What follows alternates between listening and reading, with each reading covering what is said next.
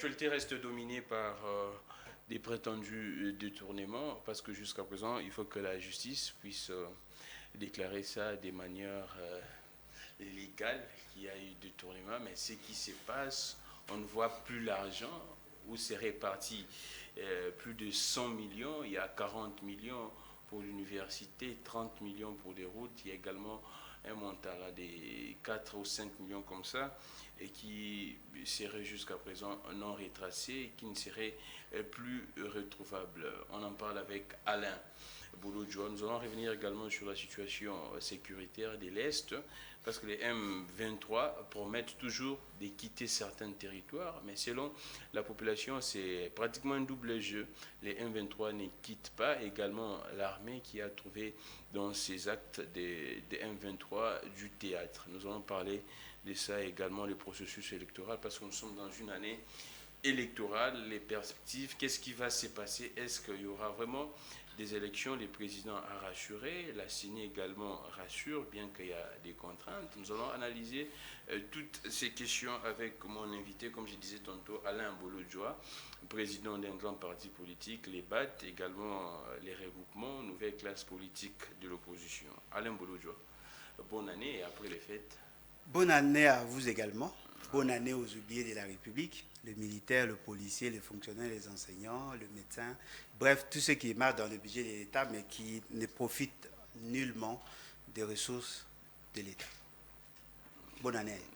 Merci beaucoup, Alain Bouloudjoua. C'est un grand plaisir de vous retrouver. Moi également. Une très bonne mine, un très bon temps. Alain Bouloudjoua, vous venez de l'Europe ou bien vous êtes toujours aussi à Kinshasa? Bon, je ne sais pas si ça fait partie des indicateurs politiques.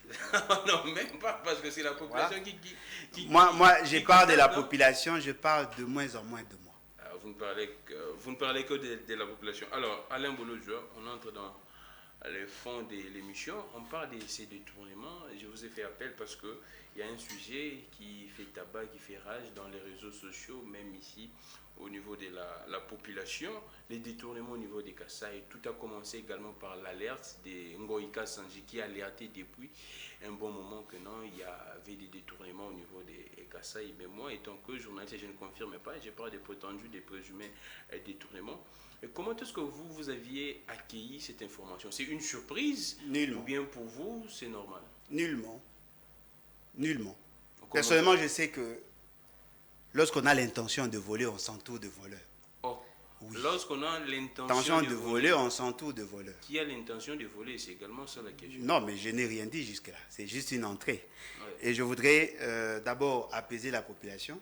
Effectivement, il y a eu détournement. Oh, vous rassurez? Oui, je rassure la population qu'effectivement, il y a eu détournement. Mais vous n'êtes pas la justice. Alors. Non, mais ce n'est pas à la justice de définir qu'il y a eu détournement ou pas. La justice établit les responsabilités. Allons-y. Les détournements se constatent par tout le monde. Tout le monde peut constater qu'il y a détournement. Qu'est-ce qu'on entend par détournement? L'argent qui était préaffecté pour des raisons A, lorsqu'on les réaffecte pour les raisons B, sans respecter la procédure, il y a détournement. Parce que les gens veulent créer la confusion pour rien. Allons-y. Quel est ce programme qui sous-tend la construction des universités et des routes dans le Grand Kasaï? Il faut commencer. La très bonne question. Il faut commencer par là. Parce que déjà au départ, lorsque j'ai lancé l'alerte, personne ne me croyait en rapport avec le fameux programme de 100 jours. En fait, on parle de ces programmes des inégalités, c'est un peu d'équilibre. Non, de lutte contre la pauvreté et les inégalités sociales. C'est un programme qui n'a pas de soubassement constitutionnel. Comment ça, je vais vous le démontrer, je suis là pour ça. Allons-y. Déjà, j'ai lancé l'alerte par rapport au caractère tribal et criminel de ces fameux programmes de 100 jours. Apparemment, j'étais les seuls à avoir compris qu'il y avait un sérieux problème. La Constitution a fixé les compétences. Il y a des compétences qui sont dévolues au seul président, mais il y a les domaines de collaboration entre le gouvernement et le président de la République. Exactement. En lisant les dispositions pertinentes de l'article 91 de la Constitution, vous vous rendez compte que la gestion du pays se fait sur base d'un programme de gouvernance. Et ce programme de gouvernance est conçu par le gouvernement en collaboration avec le président de la République. Mais la responsabilité de gestion au quotidien relève de la compétence du gouvernement. Voilà pourquoi le gouvernement est responsable devant le Parlement et le président de la République est responsable devant le peuple.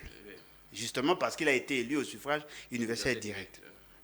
Dans le fameux programme de 100 jours, l'essentiel des financements était orienté pour les grands Kasaï. Oh, l'essentiel des financements. Je vous l'ai dit. Déjà dans le programme des Effectivement, je vous l'ai dit. Dans quel but? C'est parce non, dans le but de récompenser la tribu.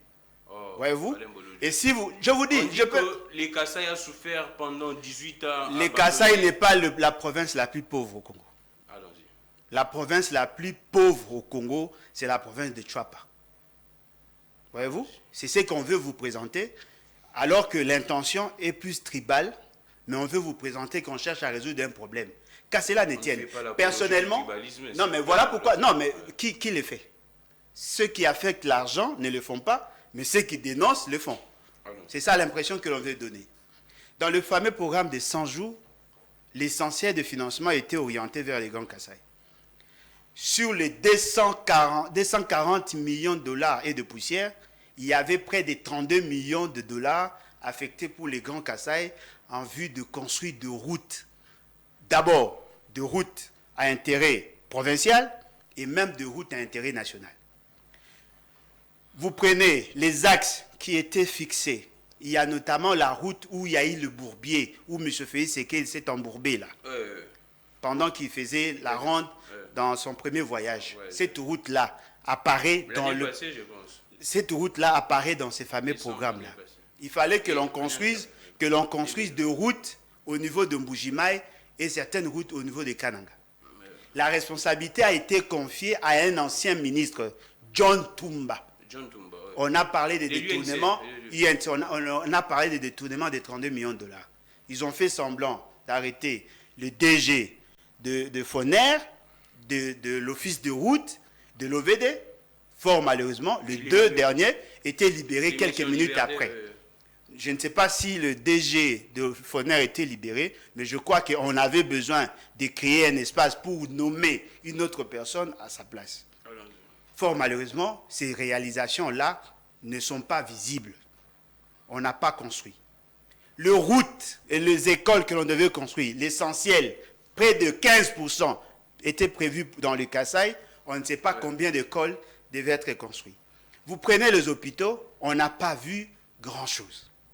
Lorsque M. Félix Tshisekedi s'est rendu compte que ce programme avait échoué, il a initié un autre programme, le programme Tshilé-Gelou, où on avait cité nommément le conseiller principal en charge de l'économie et finances, Bilomba. Il a été cité dans ces dossiers. Aujourd'hui promu même comme... Non, mais bien évidemment, parce que c'est une mission bien accomplie. Oh. Non, mais laissez-moi. Ils ont insisté sur ça, ils ont compris que ça ne pouvait pas marcher, parce qu'il y a eu des affectations de fonds. Et je crois la personne qui allait payer les prix, c'était M. Sélé Alagouli, qu'on a présenté comme un criminel, lui qui freinait et pratiquement qui bloquerait l'atteinte des objectifs de tout ça. Alors qu'en réalité, il ne lançait que les alertes. Ils ont pris la résolution au niveau de Mongafula de mettre en place un autre programme. Le programme de lutte contre la pauvreté et les inégalités sociales. De Mongafula. Mongafula, oui, sous les arbres. Mongafula, M. Félix Tshisekedi a présenté un autre programme de lutte contre la pauvreté et les inégalités sociales. Ils ont eu à décaisser l'argent. Je pose la question à nos amis de l'UDPS qui prétendent avoir le souci de défendre M. Félix Tshisekedi. Quel est le soubassement légal d'un programme initié par la présidence? Et confié par des conseillers. Confié par des conseillers qui n'ont pas compétence dans la charpente institutionnelle. La supervision. Non, mais non. Toute action gouvernementale n'a que pour superviseur le ministre en charge du secteur concerné. Dans les cas de programme, c'est le ministre du plan et les autres ministres sectoriels. Si on est dans un cadre de programme, c'est le Premier ministre qui en est le coordonnateur sur le pied de l'article 93 de la Constitution. Il est le coordonnateur de l'action gouvernementale. Alors, mais ça a été conçu, boutiqué, concocté au niveau de la présidence et on prend l'argent de la République, on affecte dans ces projets sans soubassement légal et vous êtes surpris que l'argent... Parce que le premier acte de détournement, ce sont les actes posés par M. Félix Tshisekedi. Et quels sont ces actes? L'acte prenant l'argent de l'État qui ne margeait pas dans le budget, l'affecter dans un bidon programme et le confier aux gens qui n'ont pas compétence. C'était pour aider nos frères. Non, mais vous pensez que l'État a été créé pourquoi? Pour aider nos frères de Kassai et les autres frères. Mais Alain Bolojo, Comment vous pourriez expliquer que pratiquement tous les programmes, ou soit tous les projets initiés par les présidents, soit les régimes actuels, il y a toujours des détournements? Non, mais quoi de plus normal? Parce que projet où on ne parlait pas des détournements. Non, mais attendez, je viens de vous expliquer. Le fait seulement d'avoir initié un programme sans avoir compétence et d'avoir pris l'argent dans le compte du trésor sans avoir compétence, c'est déjà du détournement. Vous pensez que le détournement, c'est le fait de n'avoir pas réalisé le programme Chile Gelou? Non. Le fait seulement que vous avez pris l'argent sans avoir titre ni qualité, vous avez détourné. Mais Alain Bolodjo, la question également qui est cœur des gens, jusqu'à présent, aucune sanction ni disciplinaire. Oh, mais je vous ai dit. Ni rien. Non, aussi, mais attendez. On cite des gens, des proches du président de la Non, mais attendez. La présidence ne fait rien. Non, mais la présidence doit faire quoi? De sanctionner. Non, mais la présidence, non, la présidence déjà a délinqué. Vous parlez de quelle présidence? Alain Bolodjo. Mais je vous dis. Non, pas ces gens. Non, mais je vous dis. Non, mais le mot existe dans le dictionnaire. Mais c'est très fort. Non, mais alors c'est fort par rapport à quelle réalité?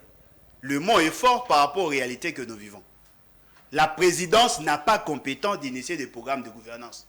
Il n'y a aucun soubassement légal, encore moins constitutionnel. Si vous me parlez d'un programme du gouvernement, je comprends parce qu'il y a un soubassement constitutionnel. Et dans ce cadre, l'État a fixé le mécanisme de contrôle et de suivi. Vous savez, pour initier un programme, même un programme sectoriel, il y a des démarches à mener.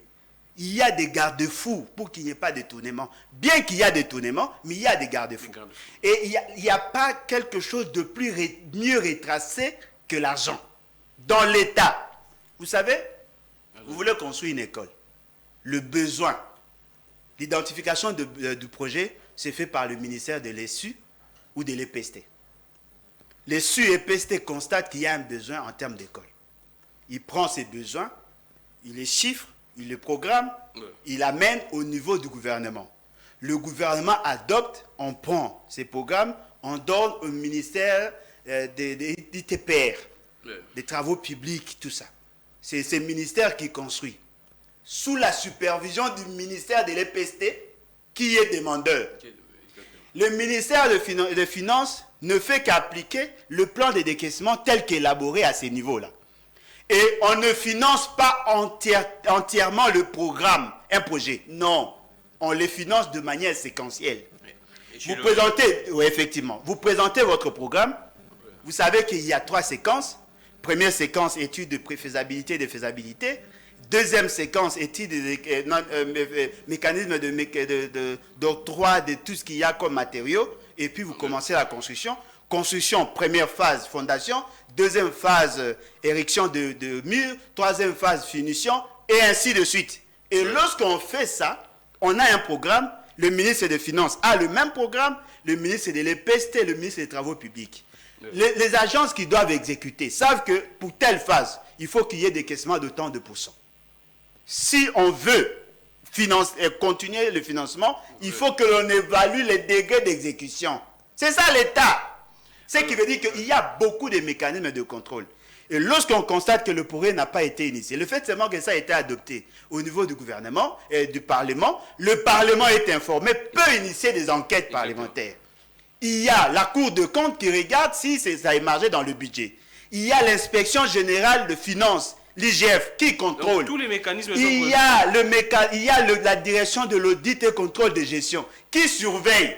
Il y a le cours des tribunaux, il y a la province qui est bénéficiaire. Bref, le mécanisme est déjà fixé par la loi et la Constitution. Mais lorsque le président de la République initie un programme, dites-moi quel est le mécanisme de surveillance et de contrôle? C'est ça même Il n'y en a pas. La question. Tous ces montants-là, Alain Bolodjo, comment est-ce que le peuple peut récupérer ça? Parce que c'est l'argent du peuple, du contribuable congolais. Non, mais le peuple peut récupérer. Vous voulez le peuple récupérer quoi? Mais c'est notre argent, c'est l'argent du peuple. Oui, mais qui l'a fait sortir? J'ai fait partie du qui l'a fait sortir de compte du trésor? Il faut que la personne soit d'abord arrêtée. C'est M. Félix Tshisekedi. Oh, on doit arrêter les prisons. Oh, mais bien évidemment. Oh, Alain Bolodjo. Non, mais attendez, qui est l'initiateur du programme? L'infraction est individuelle, non? Non, mais effectivement, l'infraction est individuelle. Le fait d'avoir pris de mauvaises décisions au mauvais moment, c'est une infraction. On doit d'abord l'interpeller, lui, et c'est lui maintenant qui lui a donné le pouvoir d'initier les programmes. Il n'a pas cette compétence-là. Qui a transféré le pouvoir au conseiller? Sur base de quel fondement? Et d'ailleurs, qui a déjà vu l'acte nommant ces conseillers-là comme superviseurs? Comment peut-on décaisser l'argent sans respecter la procédure de décaissement? Parce que les finances publiques ne se gèrent pas comme le parti, l'argent de parti de l'UDPS. Moi, je pense, je ne sais pas si c'était qui avait dit ça, soit les présidents ou soit, je ne sais pas, mais il pensait que quand le gouvernement exécute des travaux, il y a détournement. Il fallait normalement, pour eux, il faudrait normalement placer des agents de la présidence, des conseillers pour superviser, pour qu'il n'y ait pas de détournement. C'était ça la raison. Non, mais ils confondent les statuts de leur parti et la Constitution. D'où tire-t-il ce pouvoir de faire ça? Qui vous a dit que la présidence peut superviser les actions gouvernementales? Sur base de quel document? Donnez-moi une seule disposition. Vous savez, nous avons le malheur d'avoir des gens qui apparaissent comme des incultes en matière de gouvernance. J'ai suivi un débat dans ces pays où on nous a présenté, on nous a dit non, voilà, comme le gouvernement était démissionnaire, on pouvait prendre les compétences du gouvernement, donner au directeur de cabinet, et ainsi de suite. Mais moi j'ai dit, comment pouvez-vous réfléchir comme des gens qui n'ont pas de cerveau? Est-ce normal de voir un gouvernement être remplacé par l'institution présidente de la République? Vous savez pourquoi on a créé le gouvernement?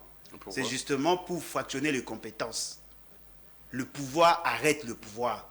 Chaque institution a une mission spécifique. La mission de concevoir et de concevoir le politique publique, c'est fait au niveau du pouvoir exécutif. Et les institutions sont le président de la République et le gouvernement. Mais en matière d'exécution de programme, il n'y a que le gouvernement seul.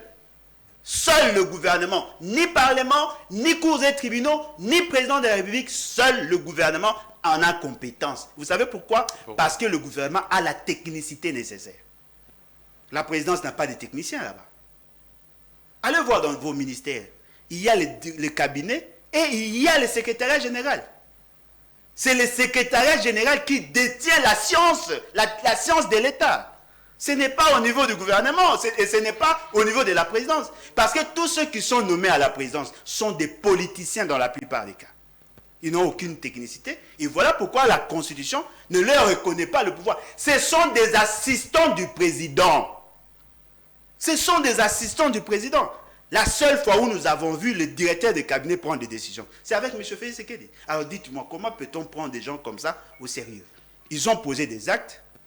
Ils cherchent à établir des responsabilités de manière maladroite. Essayez un peu de réfléchir avec nous, avec moi. Allons-y. Vous donnez à quelqu'un 43 millions de dollars. Une année après, vous vous rendez compte qu'il n'a pas exécuté le projet pour lequel vous avez financé. Dites-moi, si vous n'êtes pas inculte, vous êtes quoi?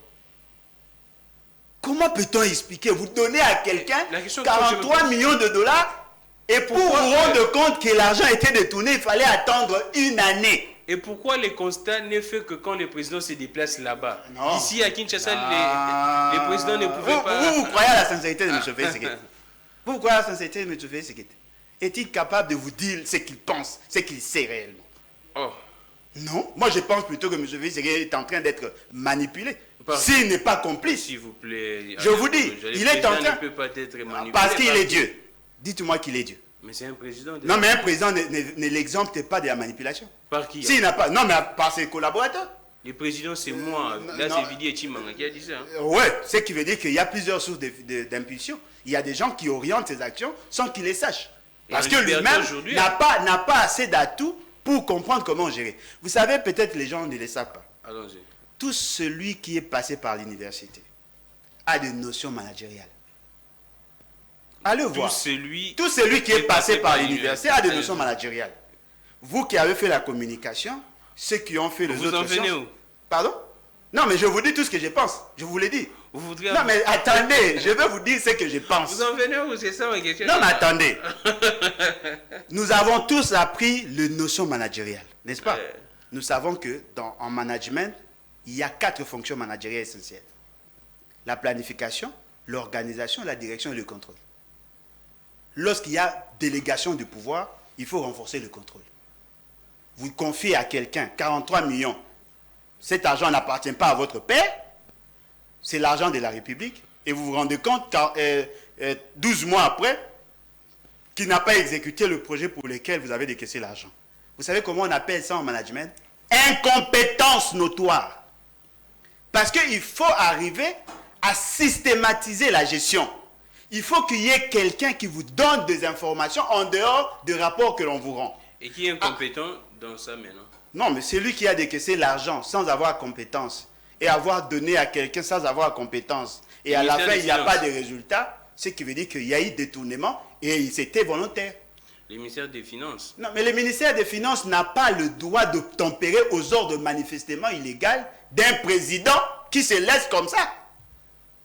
Qui a donné le droit au ministre des Finances de prêter oreille à ce que M. Félix Tshisekedi demande? Le ministre des Finances n'a pas pour autorité le président de la République. Le ministre des Finances a pour autorité le Premier ministre. Il n'a qu'un seul document de référence. Les dépenses, toutes les dépenses doivent émarger dans le budget. S'il y a des dépenses exceptionnelles, ça doit être débattu en Conseil des ministres. Qui lui a donné le droit de financer un projet qui ne marche pas dans le programme du gouvernement? Qui lui a donné le droit? C'est un complot. Regardez. Non, laissez-moi. Non, s'il vous plaît. Le peuple la loi suprême. La loi suprême. Oui, mais le salut du peuple veut dire ne faire que ce que le peuple veut. La constitution, c'est la volonté cristallisée du peuple. Laissez-moi vous dire. M. Félix Tshisekedi place quelqu'un de son obédience à la Banque centrale. Non, pas de son obédience. De son obédience à la Banque centrale. C'est-à-dire que quand il donne l'ordre, il intime l'ordre, on fait sortir l'argent. Il a quelqu'un de son obédience au niveau du ministère des Finances. C'est-à-dire que quand il a besoin d'argent en urgence, et d'ailleurs tous ces programmes-là sont en urgence, c'est-à-dire que ça ne respecte pas la chaîne des dépenses, on fait sortir l'argent. M. Félix Tshisekedi nomme ses propres conseillers. Et ce qui est surprenant, il ne sera jamais responsable de quoi que ce soit. Si nous étions dans un pays sérieux, M. Félix Tshisekedi devait être devant son juge naturel.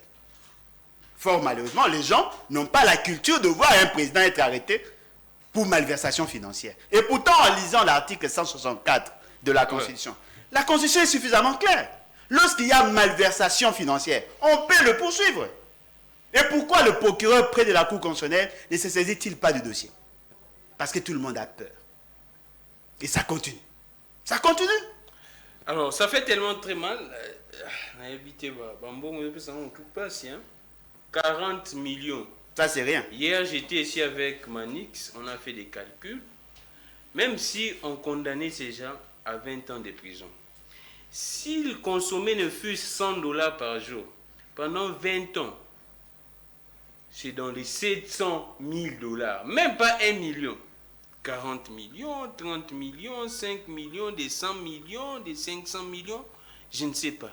Malin Bouloudjo, dans tout ça, est-ce que le peuple n'a pas la responsabilité? Le peuple n'est pas responsable dedans, parce que le peuple lui-même ne fait absolument rien. Le peuple ne se manifeste pas. Bon, je crois que je fais partie de ces peuples. Je ne fais que dénoncer. Peut-être que la dynamique n'est pas encore visible, mais tout le monde est mécontent. Même les présidents étaient là-bas au Kasaï. Le peuple apprend que non, votre argent est pillé, est volé, détourné. Mais le peuple reste là. Non, mais attendez. Est-ce la première fois qu'ils se rendent compte que l'argent était détourné? La première fois lorsqu'il était au Kasaï. Lorsqu'il commençait à chanter ses réalisations, le peuple du Kasaï lui a dit on n'a jamais vécu ça, on n'a jamais vu ça. Il y a un monsieur là. Non, ils étaient nombreux. Il y a des gens même qui criaient. Et d'ailleurs, il y a eu même des membres de l'UDPS qui ont commencé à dénoncer. Vous voyez la dame là qui dit souvent des bêtises à la télé. Là. Denise. Je ne sais pas. Je ne connais pas. Oui, ça doit être elle. Elle a commencé à dénoncer. C'est une journaliste, Alain Bouloudjo. Et ça fait quoi? C'est ce qu'on nous présente. Je ne sais pas oui, mais moi j'ai ces vidéos à la maison. La carte. J'ai ces vidéos à la maison. Donc, oh, ces vidéos? Oui, j'ai ces vidéos à la maison. Oh, fait quoi? Non, mais je ne peux pas parler d'elle, s'il vous plaît. Lorsque les gens commençaient à dénoncer le premier voyage, M. Félix Tshisekedi avait promis des sanctions. Oui, exactement. Et vous savez la sanction qu'il a infligée à Bilonda? C'est quoi? Promotion en grade. DG. Sonaïdroc. C'est-à-dire qu'on l'a promu le fait d'avoir bien exécuté un ordre manifestement illégal. Mais est-ce que sa culpabilité était... Non, mais qui a ouvert une action judiciaire contre lui? Mais c'est à la justice également. Non, mais la justice, oui, mais la justice est caporalisée. Ils attendaient le mot d'ordre comme ça a été fait pour Kamer et consorts. Ils attendaient le mot d'ordre. Le mot d'ordre n'ayant pas été donné, ils ont profité de ça. Dit aux magistrats et aux juges... Que vaut sa parole?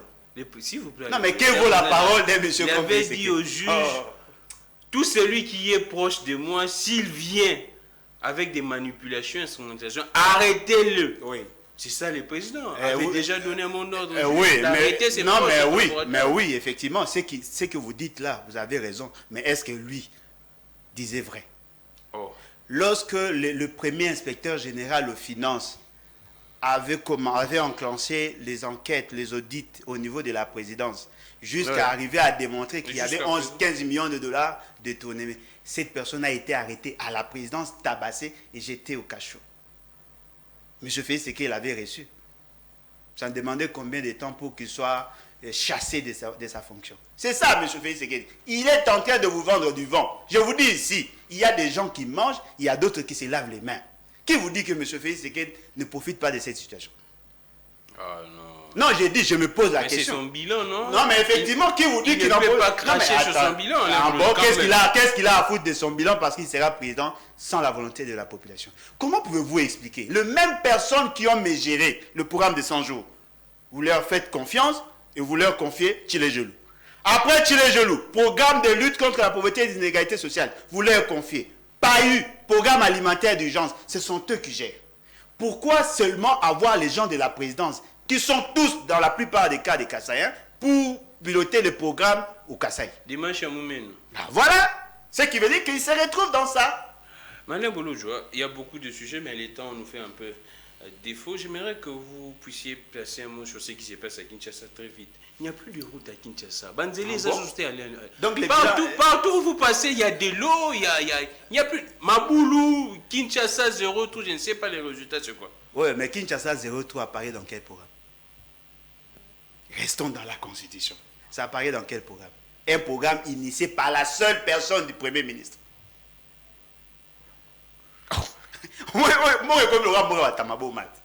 C'est-à-dire qu'il y a des normes pour gérer l'État. Vous sortez de normes et vous attendez au résultat. Des poules partout. Non mais quoi de plus normal? Même ici à Gombe. Non mais attendez. La même qualité, la qualité de route que vous voyez, c'est la même qualité de l'état d'esprit de ceux que vous gérez. Ils ne sont pas différents, les nids de poules partout. Il y a des vides. Comment voulez-vous qu'un Premier ministre puisse prendre des initiatives sur des routes à intérêt provincial sans impliquer le gouvernement provincial? Ce n'est pas normal, cher ami. Nous sommes dans le cadre du régionalisme constitutionnel dont le maître mot reste la décentralisation. Il y a des routes à intérêt national gérées par l'État. Il y a des routes à intérêt provincial gérées par la province. Le gouvernement central ne peut intervenir qu'en appui. Vous voulez réhabiliter des routes qui relèvent de la compétence du gouvernement. C'est ce qu'on appelle chevauchement dans les actions. Et tout ça pourquoi? Parce qu'il y a la rétrocommission. On fait sortir l'argent, on fait semblant de mettre de la peinture sur nos chaussées, et on nous dit non, voilà, on a réhabilité. Sans garantie. Donc tous ces projets-là, c'est du théâtre. Non mais attendez, il n'y a pas de sous. Non, donnez-moi juste un programme. Le gouvernement ne gère pas comme ça. Avant d'initier ces genres de programmes, ça doit être validé au niveau du Parlement. Donnez-moi le sous-bâtiment, il n'y en a pas. Dans le fameux programme de M. Ilung Kamba d'abord, avec les 15 axes, repris par Samalou Konde, un programme quinquennal, après avoir consommé 2 ans, ça devient un programme triennal, on garde le même nombre d'actions, on change le coût, on change la durée, mais on s'attend au résultat. Des gens qui sont incapables de concevoir un programme cohérent, incapables de programmer, incapables de faire le suivi. Allez voir, partout où ils ont fait des travaux partiels, là, il n'y a plus rien. Vous savez pourquoi? Même la nature est contre ces pouvoirs. Oui. Même la nature.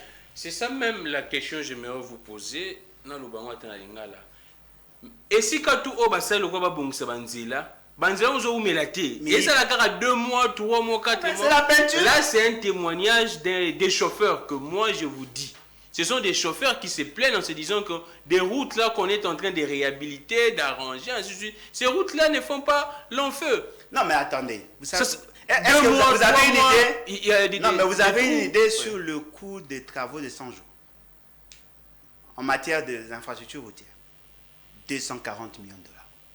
240 millions. 240 millions de dollars. C'est parti où? 24 bacs. 24. Il a promis les bacs Ouais. à Zongo. Jusque-là, il n'y en a pas. Voyez-vous? 10 sauts de moutons. 2217 de routes en terre. De routes à bitumer. Avenue Pelende.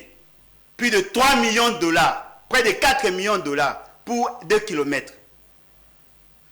Avenue du commerce. 4 600 000 dollars pour 1,46 km. Sayo, réhabilitation partielle, 1,317 km, 1,317 000 dollars pour la réhabilitation partielle. Est-ce que vous savez comment ces gens sont en train de piller la République? Tous les travaux initiés dans les 100 jours pouvaient résoudre beaucoup de problèmes. Tout cet argent-là est parti. Est-ce que vous savez qu'il y a plus de 190 millions de dollars pour la construction d'une centrale électrique à base de gaz en Mwanda? Ça n'existe pas. 4 ans après. Alors, attention, vous avez affaire à des gens qui sont venus pour se faire une santé financière. Tous souffrent aujourd'hui d'une obésité financière. Vous le voyez comment ils sont devenus riches de manière insolente. Tous là-bas. Non, mais tous sans exception. Tous sont devenus riches. Ils achètent des maisons partout. Tous, sans exception. Même ceux qui vivaient grâce au salaire de leur femme, ils sont devenus des millionnaires. Comme qui? Comme celui qui a dit qu'il vivait grâce au salaire de sa femme. C'est qui? Non, mais ils sont nombreux. Vous ne pouvez pas me poser cette question. L'émission est... Non, mais ils sont nombreux. Ils sont nombreux. Alors, ils sont devenus insolemment riches. Il y a une question, Alain Bouloudjo. On a dit au président que ici, il n'y a que semblant d'exécution des travaux quand le président est là. Oui. Dès qu'il part, il n'y a plus rien. Parce que personne ne les respecte. Oh. Parce que personne même ses collaborateurs... Non, mais ils ne les respectent même pas. Parce que, et d'ailleurs, qu'est-ce qu'ils ont à foutre que de son bilan? Parce qu'ils savent que lui-même aussi mange.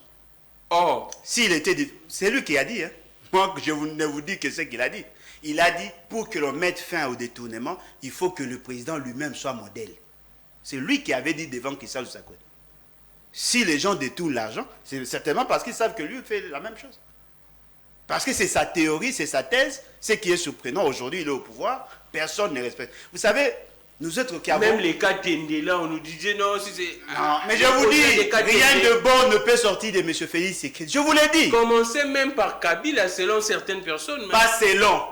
M. Félix Tshisekedi n'a initié aucun projet. Je vous dis, M. Félix Tshisekedi n'a initié aucun projet structurant. Aucun. Aucun. Vous ne pouvez même pas citer un seul.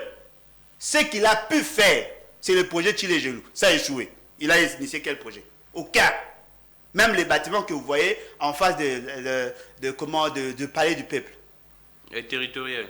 Non, le bâtiment là à côté. Oui, je vois. Oui, c'est Kabila. Jusque-là, on n'a rien vu en termes de réalisation de M. Félix Tshisekedi.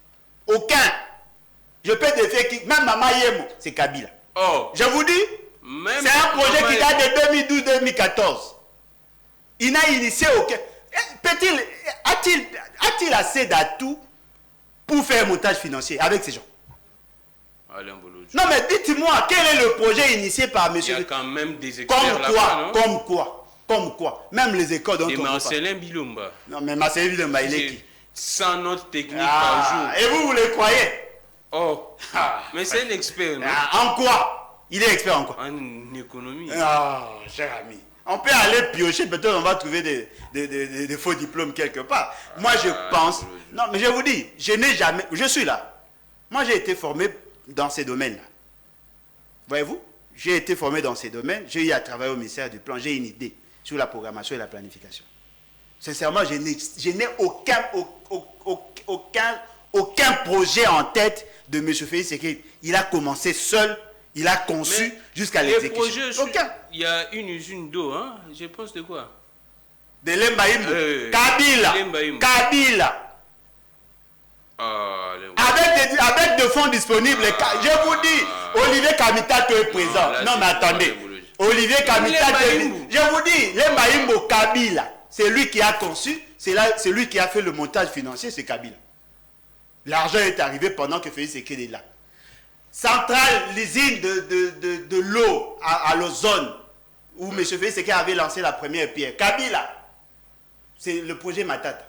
Tout c'est Kabila. Non, mais je vous dis, jusque-là, il n'a rien construit. Mais je défie quiconque qui me dise ils ont commencé là, ils ont fait des études de prévisibilité. La gratuité d'enseignement, là. Oh non, soyons sérieux, c'est dans la Constitution. Ça a commencé bien avant. Moi, j'ai pris. L'effectivité, c'est. Non, l'effectivité a commencé, c'était progressif. C'est une réforme progressive. Ils ont commencé par phase. Vous trouvez dans d'autres provinces, il y a des gens qui payaient qu'à peine 2500 francs et 500 francs la semaine, 2500 francs le mois. C'était progressif. Lui, il n'est venu que chambarder parce que justement, il est mal entouré. Et lui-même aussi a des problèmes. Alain Bolodjoa, on prend vite parce que le temps nous fait un peu de défaut. Les M23, qu'est-ce qui se passe? La population ne croit pas, l'armée ne croit pas, mais l'EAC croit. Non, mais c'est Félix Sekedi. Oh, l'EAC croit, M23, non, mais c'est Félix, l'armée ne croit pas. La seule invention, la seule réalisation de M. Félix Sekedi, c'est M23 pris. Oh, la seule chose qu'il a pu concevoir, c'est M23. Oh non, le président ne peut pas faire ça. Non, mais attendez. Il ne peut pas comploter contre son peuple pour que son peuple soit tué. Qu'est-ce qu'il a à foutre de son peuple? C'est le peuple qu'il a élu, non? Il a été élu. Au suffrage universel direct. Non? Qui vous dit ça? Ici. Sur le bail de quelle loi? Sur le bail de quelle loi? Je vous dis. La loi électorale. Non, ça ce sont des invents. Tout ça c'est Kabila encore. Je vous dis, nous avons le malheur. Même ça c'est Kabila. Non mais je vous dis, même Félix c'est une invention de Kabila. Je vous dis, cher ami. Non mais attendez. Kingakati a réfléchi comment calmer les ardeurs de la population parce qu'ils avaient l'intention de faire de Chadari président de la République et de faire de M. Félix Sekedi Premier ministre. Mais au regard de données sur le terrain, ils ont préféré faire de Félix Sekedi président de la République et faire de Chadari Premier ministre. Fort malheureusement, Chadari avait refusé. C'est comme ça qu'on a pris Ilouka. Mais écoutez-moi. Les messieurs ici, Henri Magie, c'était toujours comme ça. Et alors? Il est mort? Vous voulez pas qu'on vous dise des vérités? Non, là c'est selon vous. Non, mais selon moi où? Qui peut me démontrer? Là c'est la communication du PPRD et du FCC. Non, mais ça c'est ce que vous dites. Les personnes qui ont commencé à dénoncer ça, c'était nous. C'est nous qui avons commencé. Et c'est Fayoulou également. Non, mais lui il est venu même après moi. Je vous dis, moi j'ai commencé à dénoncer ça déjà le 10 janvier 2019. Lorsqu'on publiait, j'ai donné toutes ces informations. Je prends un témoin, M. Pouela, il essaie. Je prends un témoin, M. Chéribin Okene, il essaie. Mike Moukebaï, Prince Peng, Prof Kitoko, je leur avais dit, c'est M. Félix Sekedi qui sera publié président parce que j'avais l'information. Qui est élu également. Non, qui peut évoluer pour M. Et qu'est-ce qui se passe alors à l'Est? Non, mais le problème, c'est que... L'armée ne croit pas en 23, mais l'EAC quoi? Non, mais l'armée en complicité avec le gouvernement. L'armée n'a jamais donné son avis technique sur cette fameuse alliance contre la nature avec le membre de l'EAC. L'armée avait demandé à ce que l'on renforçât ses moyens opérationnels pour que nous arrivions effectivement à avoir la quiétude, la sécurité dans la partie Est. Parce que le problème, c'est que, apparemment, les gens ne croient plus en nos FARDC. C'est quand même surprenant. Vous investissez dans votre enfant, vous l'envoyez à l'école, et le jour où il termine ses études, il cherche de l'emploi, vous avez votre entreprise, vous dites non, je préfère engager une autre personne, je n'ai pas confiance. Mais vous avez investi en quoi? C'est ça. C'est quand même surprenant. Vous formez vos gens, vous recrutez des jeunes, vous les envoyez en formation. Il y a des académiciens que le Rwanda n'a pas dans ces pays. Des experts. C'est vrai? Je vous dis. Parce que nous avons des gens qui ont suivi des formations. Et nous en connaissons autant. On préfère faire appel à des jeunes recrues du Rwanda, du Soudan du Sud, du Burundi, et ainsi de suite. On vous envoie des gens qui viennent à peine de sortir des écoles supérieures. Non, le Rwanda est là. Non, le Rwanda n'est pas là. Cher ami. Vous désinformez la population. Cher ami, le Rwanda est là. Comment ça? Non, mais il y a des officiers. Attendez. Allez lire leur communiqué conjoint. Ils ont intimé l'ordre au chef MG d'élaborer le plan d'intégration de M23 dans les circuits congolais. Ils ont conçu un programme comme ça. Oh. Quand les chefs EMG se rencontrent, le Rwanda est représenté. Le Rwanda est représenté. Non, mais parce que vous ne voulez pas la vérité. Je vous dis que le Rwanda est représenté au niveau du commandement. Parce qu'il y a le président des États, il y a les chefs EMG qui viennent en second. Et parmi les chefs EMG, il y a les chefs EMG rwandais. Ils viennent avec ces techniciens, ils étudient tout ce qu'ils ont fait. Ils ont fait un travail au niveau de Burundi. Ils ont conçu tout le plan et stratégie et consorts pour l'application. Ils donnent aux politiciens. C'est ce qui s'est fait. Le Rwanda est là. Mais Alain Bolodjo, il y a une question d'un téléspectateur qui m'a demandé, je n'avais pas de réponse, je vous la pose. Il dit ceci, on a levé la mesure là des notifications. Mais pourquoi est-ce qu'on n'achète pas des armes jusqu'à présent pour combattre ces gens-là? Parce qu'avant, c'était ça les prétextes, non? Il y a l'embargo, il y a levé, c'est un complot, la communauté internationale nous empêche de se procurer des armes, et maintenant c'est levé. Pourquoi on n'achète pas des armes? Cher ami, la question apparaît pertinente, mais je vais vous pousser à réfléchir au-delà de ça. On ne nous a jamais interdit d'acheter les bottines et les tenues pour les militaires, mais nos militaires n'en ont pas. Oh. Vous voulez chercher des choses qui sont difficiles à acquérir. Il y a une usine qui Sam a inaugurée. Inaugurée où? Vous croyez à ces gens-là? Des fabrications des tenues. Oui, la dernière dotation date de quand? 2017. Les militaires commencent à acheter eux-mêmes leurs tenues. Donc ces militaires ici, des nouvelles recrues, achètent eux-mêmes des tenues. Non, les nouveaux recrues, on les prend, on leur donne. Mais allez voir la qualité de ces tenues. Oh, cher ami. Quand on vous donne une fois, c'est fini, oubliez. On ne va plus acheter pour vous. Ah, voilà ce qui veut dire que ce qui est facile à faire, on ne le fait pas. On ne le fait pas parce qu'on nous l'a interdit. On ne le fait pas parce que personne ne considère notre armée. Il y a eu des armes qui ont déjà été achetées. Il s'est posé juste un problème de transport. Aujourd'hui qu'on a levé la notification, cet avion-là qui était interdit de survoler l'espace congolais bloqué quelque part, il suffit seulement de réactiver et avoir ces armes parce que nous aurions déjà payé. Nous avons déjà acheté. Pourquoi ça n'arrive pas? Vous savez pourquoi? Parce que c'était un mensonge grossier. Oh, c'était un mensonge. Non, mais nous sommes là. Oh. Non, mais nous sommes là. Tout ce que nous nous a dit, c'était un mensonge. Ils sont nés dans le mensonge. Je vous dis, ces gens-là sont très dangereux, même pour eux-mêmes. Ils sont nés dans le mensonge. Crédible, non? Pardon? Lutundula est crédible. Sur base de quoi vous dites qu'il est crédible? Lutundula est crédible. Non, mais sur base de quoi? Dites-moi. Non, mais depuis, non, il est intelligent. Il n'est pas crédible. Il est intelligent. Mais lorsqu'on utilise cette intelligence dans le mal, ça devient un problème. Ce n'est pas le ministre aux Affaires étrangères qui achète les armes, non? Alors, qui disent à ces ministres-là, qui sait comment on a acheté les armes, de dire aux fournisseurs et aux transporteurs de nous amener les armes parce que nous en avons besoin. Parce que nous avons déjà payé. Je vous dis, mentez, il en restera toujours. Je vous avais dit, soyez prudents avec ces gens. Ils sont nés dans les mensonges.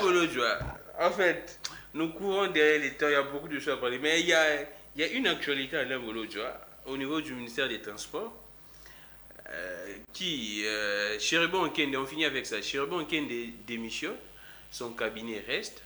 Les textes ne donnent pas les prérogatives à l'intérimaire de faire un nouveau cabinet. Non. Maintenant, le ministre qui fait l'intérim, Marc Kila, il était vice-ministre.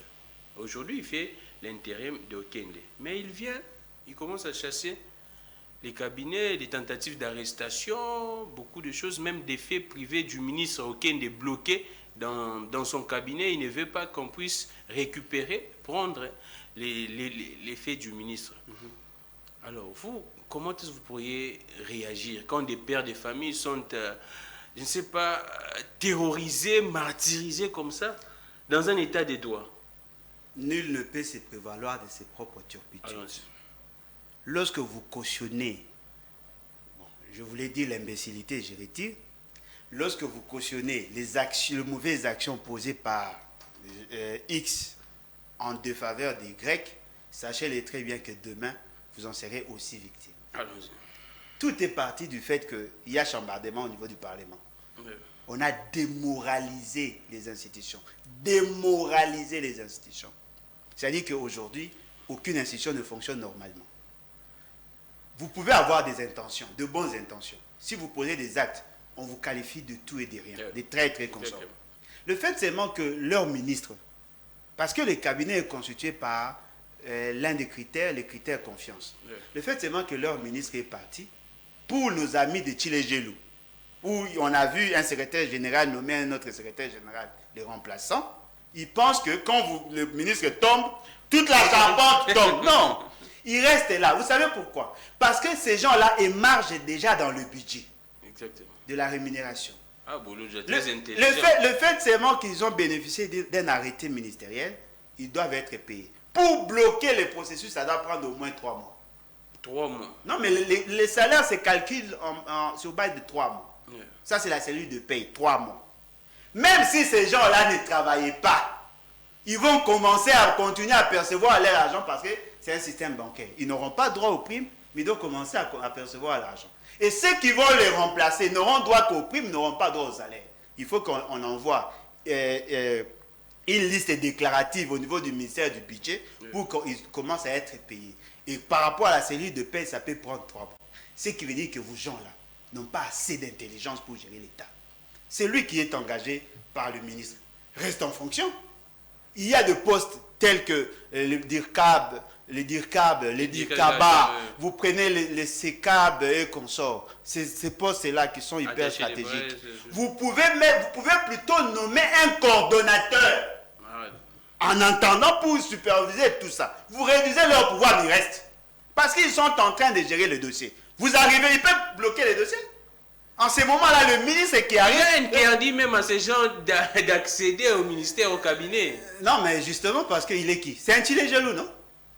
Il dit que non, déjà, mon continent à l'ongoué, l'union sacrée, vous n'êtes... Non, mais lui, il vient d'où? Lui, il a fait ces débats.